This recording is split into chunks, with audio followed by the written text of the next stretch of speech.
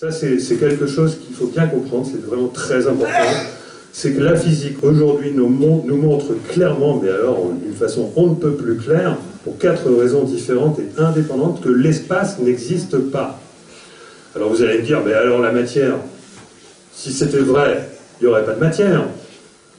Et bien justement, il n'y a pas de matière. C'est-à-dire que plus on fouille la matière, plus on décompose la matière, plus on zoome sur la matière, et plus on s'aperçoit que la matière est faite de vide. Et quand on trouve que la matière est faite de 99,999% seulement de vide, c'est parce qu'on n'a pas assez zoomé. Et lorsqu'on continue de zoomer et qu'on arrive à l'échelle de Planck, il n'y a plus rien, il n'y a plus que des vibrations, comme disait Jacques tout à l'heure. Donc la matière est faite simplement de vibrations. Et le vide, ce qu'on appelle le vide, est plein d'informations.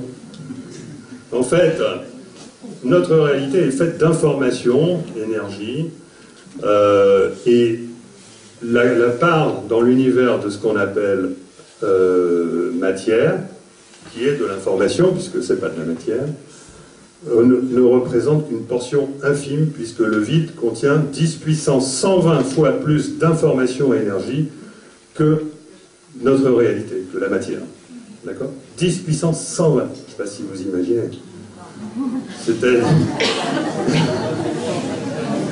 Bon.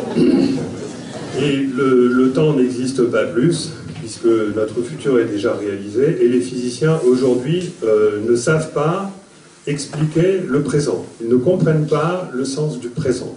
Le présent n'appartient pas à la physique. Cette sensation que le temps s'écoule, la physique ne sait absolument pas décrire d'où ça vient. Le présent, c'est quelque chose qui concerne la conscience. D'accord ? Tout se passe comme si, mais c'est pas exactement ça, mais c'est la meilleure façon de se le représenter. Nous vivions dans une sorte de simulation, mais c'est pas ça. Hein. C'est pas Matrix, ça ressemble à Matrix, mais l'au-delà décrit par Matrix, c'est pas ça. Mais, c'est-à-dire, la réalité étant une création de la conscience, le monde étant, tout étant fait de conscience, la matière étant simplement une cristallisation de la conscience, c'est ainsi qu'il faut se représenter les choses pour coller le mieux à la réalité.